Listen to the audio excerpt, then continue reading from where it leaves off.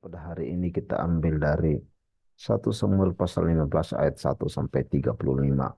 Tetapi jawab Samuel, apakah Tuhan itu berkenan kepada korban bakaran dan korban sembelihan sama seperti kepada mendengarkan suara Tuhan?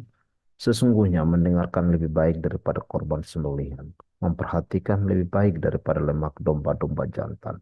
Sebab pendurhakaan adalah sama seperti dosa bertenung, dan kedegilan adalah sama seperti menyembah berhala dan terafim.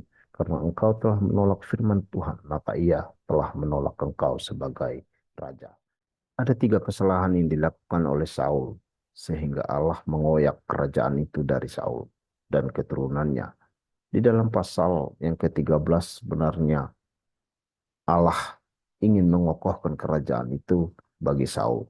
Dikatakan di sana di dalam ayat 13, kata Samuel kepada Saul, perbuatanmu itu bodoh. Engkau tidak mengikuti perintah Tuhan Allahmu yang diperintahkannya kepadamu. Sebab sedianya Tuhan mengokoh kerajaanmu atas orang Israel untuk selama-lamanya. Jadi sebenarnya Allah ingin mengokohkan kerajaan Israel kepada Saul dan juga keturunannya sampai selama-lamanya. Tetapi karena Saul tidak mengikuti perintah Tuhan, maka kerajaan itu kemudian dikoyak. Kenapa Saul tidak mengikutinya? Karena Saul mengalami ketakutan ketika dia hendak berhadapan dengan orang-orang Filistin. Dan kemudian dia mulai mengambil korban persembahan yang hanya sebenarnya bisa dipersembahkan oleh Samuel sebagai seorang nabi.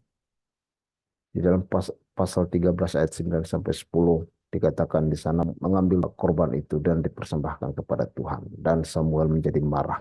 Dan Samuel mengatakan bahwa itu adalah perbuatan yang bodoh. Kesalahan kedua yang dilakukan oleh Saul adalah ketika Allah menyuruh Saul untuk pergi memerangi orang Amalek.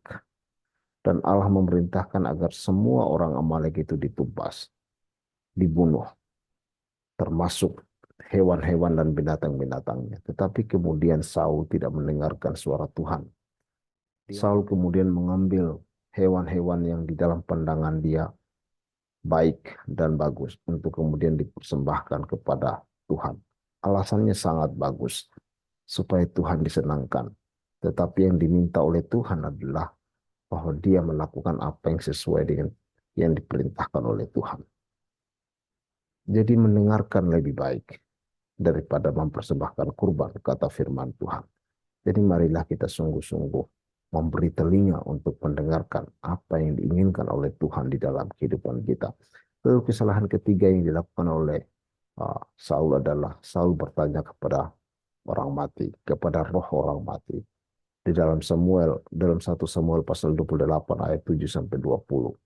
Saul pergi ke dukun di Endor untuk bertanya, apakah Tuhan masih berkenan kepada dia atau tidak. Jadi ini adalah sebuah kesalahan yang sangat fatal. Karena Allah membenci roh peramal. Allah membenci kekuatan-kekuatan lain selain daripada Allah sendiri. Oleh sebab itu, janganlah kita mengandalkan kekuatan lain selain kekuatan Allah di dalam kehidupan ini. Dibandingkan dengan kurban persembahan, mendengarkan dan mengikuti suara Tuhan merupakan bukti iman yang lebih dalam. Itu menunjukkan ketergantungan kita kepada kehendak-Nya, bukan hanya melalui tindakan simbolis, tetapi melalui kehidupan kita sehari-hari.